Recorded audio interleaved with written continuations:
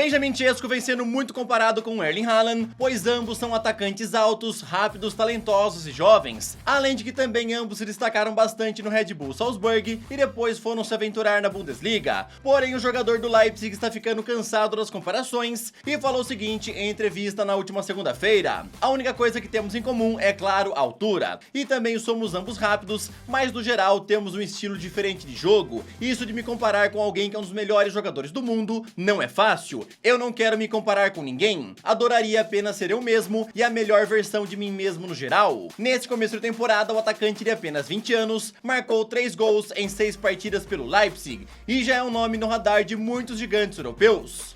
Meus amigos, mais uma vez, aquelas comparações, né? O novo Messi, novo Cristiano Ronaldo, novo Neymar, novo Ibra, agora comparando também com Erling Haaland, que o próprio Haaland ainda é muito novo também, né? E eu sinceramente sou contra essas comparações, porque eu acho que abala bastante o psicológico do jogador, e a gente já viu isso daí acontecer com alguns grandes nomes, né? Jogadores aí que surgiram jogando muita bola, e assim que foi colocado o peso deles serem os novos craques, né? Aí o jogador não aguentou e acabou aí se perdendo, né? Inclusive sumiu do mundo do futebol. Temos vários exemplos por aí. Então eu não sou muito a favor dessas comparações, tá? O Benjamin Šeško vem jogando muita bola desde a época lá do Red Bull Salzburg. Muitos gigantes da Europa já estavam de olho nele antes dele se aventurar lá no Leipzig, e agora eles continuam monitorando, tá? Inclusive o Manchester United é um dos clubes aí que monitoram o jogador. Eu sou o Todd, seja muito bem-vindo para mais um vídeo aqui no canal, onde eu vou te contar bastante coisa interessante. Bora ver o que aconteceu ontem no jogo Corinthians e Fortaleza. Tite já chegou lá no Rio de Janeiro. Bora ver como é que foram os principais jogos ontem lá na Europa. Vou te mostrar um lance do Icardi que viralizou nas redes sociais. Osimhen foi desrespeitado pelo Napoli e cogita processar a equipe. Vou te contar tudo isso e muito mais. Então, sem mais enrolações, solta a intro!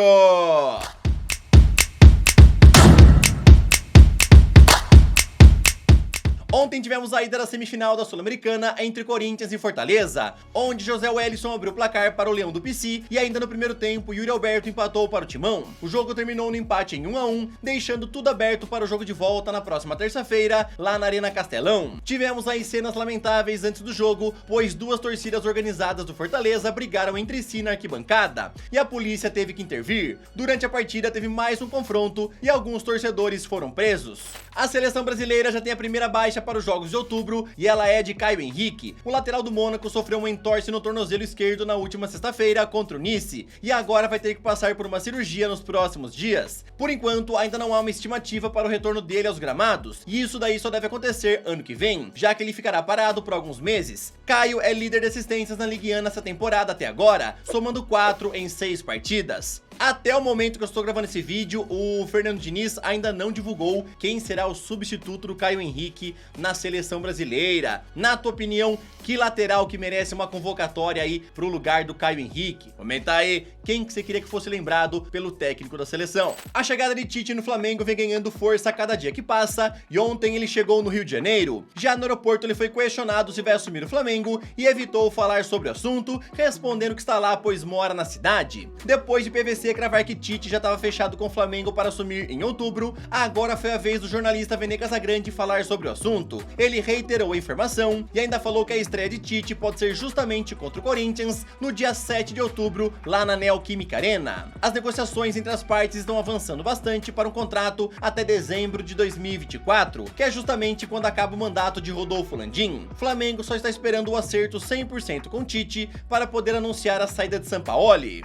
Meus amigos, então tudo vai caminhando realmente para que o Tite assuma o Flamengo a partir do mês que vem. Enquanto isso, o Sampaoli continua comandando os treinos lá no Flamengo. Ontem eu te contei a multa rescisória, né, para mandar o Sampaoli embora, que é de 1,5 milhão de euros ou quase 8 milhões de reais, e o Flamengo também tá tentando um acordo para pagar menos grana, né? Vamos ver como é que vai caminhar tudo isso. Mas imagina só o Tite fazendo a estreia justamente contra o Corinthians, hein? Mas vale a pena lembrar também outra coisa, tá? No Flamengo não é apenas o técnico que é problema, tá? Eu acho que o Flamengo já precisa aí de uma reformulação em boa parte do elenco, a parte da diretoria, vice-presidência, também precisa de mudanças. Não é apenas o técnico que vai chegar e mudar totalmente o clube, mas pelo menos já é um passo a mais, né? Já que o Sampaoli não fazia um bom trabalho. Você, torcedor rubro-negro, o que é que você acha aí do Tite chegando para assumir o Flamengo?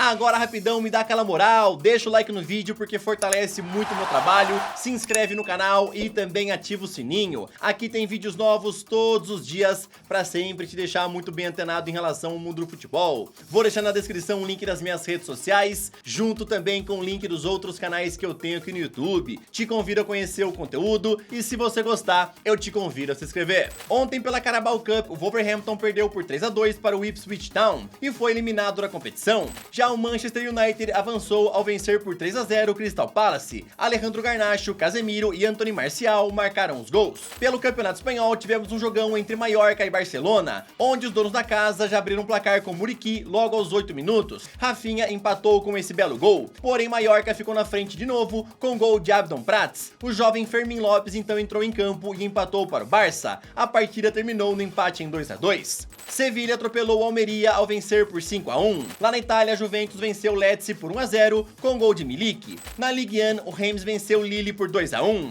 Lá na Turquia, com gol de Mauro Icardi, o Galatasaray venceu o Istanbulspor por 1-0. Porém, o grande destaque desse jogo não foi o gol marcado pelo Mauro Icardi, tá? E sim o gol perdido. Eles tentaram reproduzir aí uma jogada do Messi e Suárez feita no passado e não deu certo, tá? Uma jogada, inclusive, de pênalti. Se liga no vídeo e no gol incrivelmente perdido pelo Mauro Icardi. Kerem Aktürkoğlu. Kerem geldi. Bıraktı ve top ağlara gitmedi.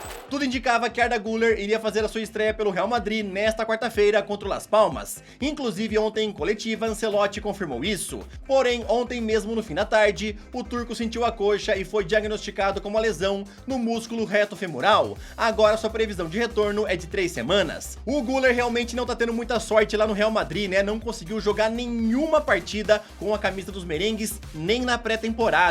Lembrando que inclusive desde que ele chegou em julho, ele já passou por uma cirurgia no joelho, ficou um tempo parado e agora está com a lesão na coxa. Então realmente o começo dele pelo Real vai ter que esperar mais um pouquinho e acho que daqui 3 semanas a gente vai poder ver finalmente o Arda Güler jogando com a camisa merengue. O Barcelona estuda antecipar a chegada de Vitor Roque para janeiro e quem confirmou isso foi o próprio técnico Xavi ontem na coletiva, onde ele também comentou sobre a lesão do jogador. A possibilidade de Vitor Roque chegar em janeiro se mantém. Falei com os médicos e não vai ter cirurgia. Ele vai ter um tratamento conservador para se recuperar o mais rápido possível. Para a chegada dele sendo antecipada para o começo do ano que vem, vai depender do fair play financeiro. Lembrando que no acordo entre Barcelona e Atlético Paranaense, ficou acertado para ele chegar somente no meio de 2024. E para antecipar essa chegada em 6 meses, será preciso pagar 40 milhões de euros a mais do que o valor já acertado. É o que informou a ESPN. Vitor Roque atualmente está lesionado e passando por um tratamento conservador, devendo voltar a jogar somente ano que vem. E aí, meus amigos, o que vocês acham aí em relação a Vitor Roque no Barcelona? Seria mais interessante vendo do lado do jogador, já chegar no Barça no começo do ano, no meio de uma temporada, logo após uma lesão grave, ou então somente no meio do ano que vem, no começo de uma temporada,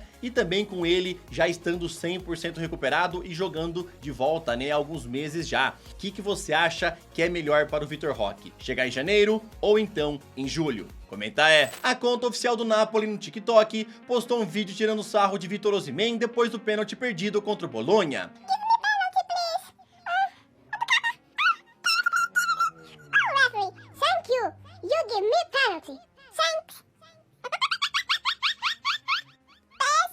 E a relação do jogador com o clube ficou bastante abalada. Inclusive o agente de Osimhen já informou que o nigeriano cogita processar o Napoli. Lembrando vocês que o atacante é um dos principais nomes da equipe e foi um dos grandes responsáveis pela conquista do título na última temporada. Após muitas críticas da torcida e também da repercussão super negativa, o clube deletou o vídeo das redes sociais. Osimhen ficou muito chateado e inclusive ocultou todas as suas fotos e vídeos com a camisa do Napoli lá no seu Instagram. Alguns gigantes europeus já mas estão de olho na situação e vão monitorar até o final do ano, pois em janeiro Osimhen pode tentar uma saída do Napoli. Meus amigos, que situação, hein? O Napoli postou um vídeo tirando sarro do Osimhen em sua conta oficial, tá? Não foi um fã que colocou esse vídeo, é a conta do Napoli mesmo. E não foi o primeiro vídeo aí que postaram sobre o Osimhen e que o jogador não gostou. Então agora o agente dele já confirmou que considera sim processar a equipe, e é claro que a relação não tá lá aquelas coisas. Inclusive, um outro episódio que também aconteceu no Napoli foi com o técnico Rudi Garcia. O Osimhen não tá se dando muito bem com o técnico. Por enquanto, ele ainda continua jogador do clube, não pediu afastamento nem nada, ele continua treinando normalmente, e inclusive o Fabrício Romano falou que ele foi relacionado para o jogo de hoje contra a Udinese. Mas vamos acompanhar tudo isso que tá acontecendo, porque em janeiro pode ser que o Osimhen vá embora, hein, meus amigos? Se ele realmente saísse, você queria ver o Osimhen chegando para ser o atacante de qual clube? Se eu fosse o Chelsea, ficaria de olho nisso, tá? Espero que vocês tenham gostado do vídeo, tamo junto, valeu, até o próximo e falou!